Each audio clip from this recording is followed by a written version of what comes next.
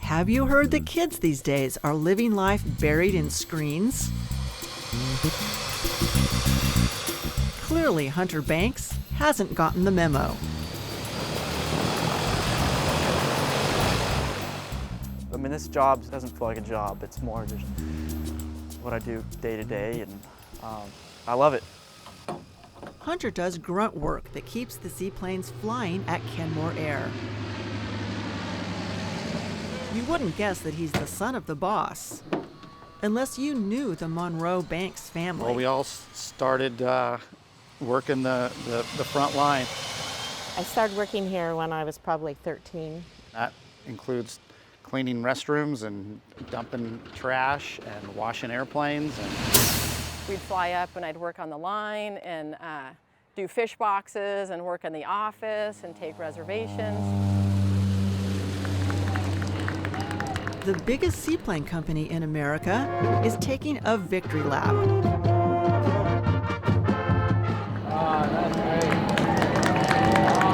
75 years we're here. Yes, we are. On a blue sky Saturday, folks are celebrating the 75th anniversary of Kenmore Air.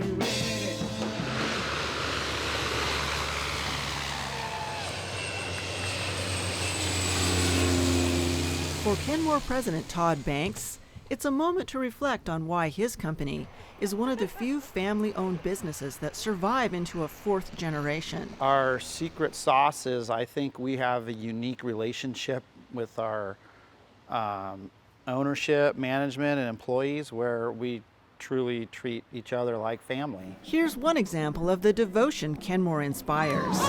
Employee Beth Thompson had a seaplane gown made for the anniversary party. It's not what she normally wears to work. Yeah, I don't wear these on the shop floor. I mean, I never felt like I was odd for being a girl mechanic here. I felt like I was treated like a mechanic, which is what I wanted. This celebration is also a survival story. In 2020, the pandemic grounded Kenmore. We went from around 100 employees to 18 employees, I think, in like 2 weeks, less than 2 weeks. Lay off people that have worked here longer than I've been alive, and yeah, doing that.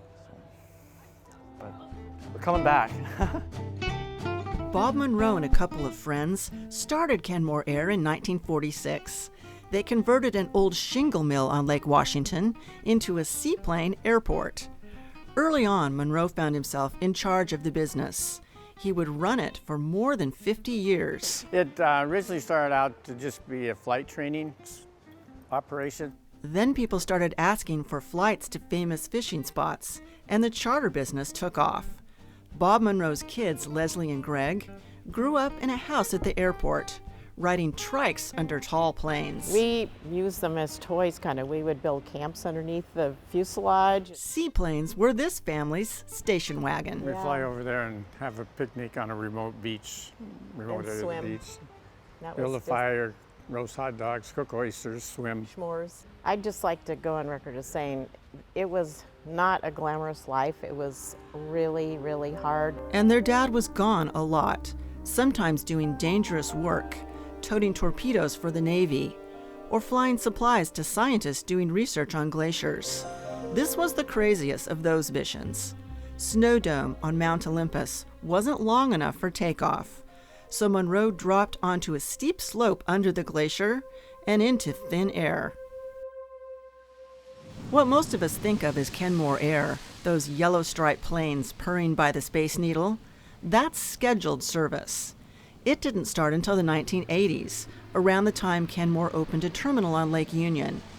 By then, Bob Monroe's son Greg was becoming a well-known pilot himself, with more than a few celebrity encounters. Meg Ryan, Goldie Hawn, Chuck Yeager, Jimmy Buffett.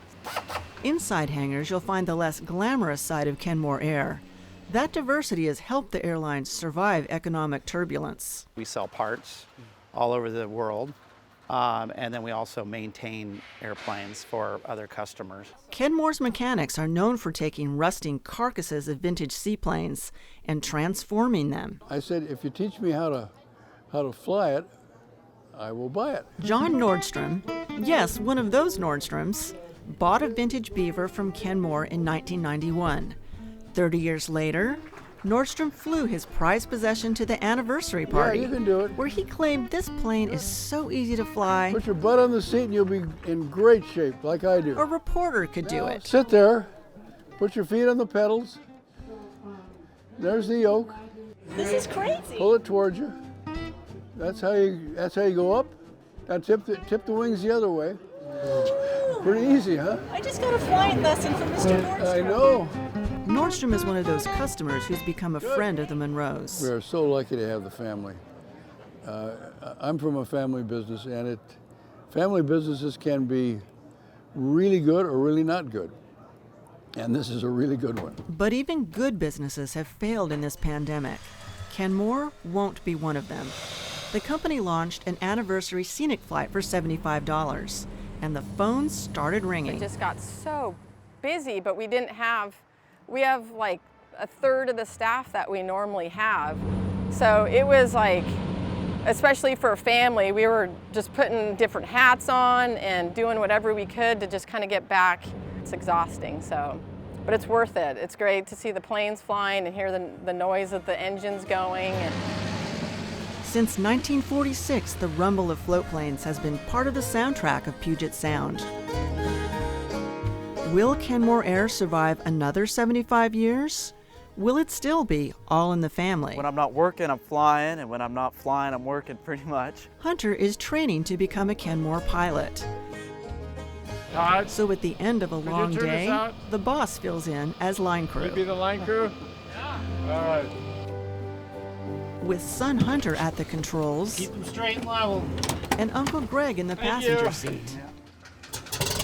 Kenmore Air taxis into the future.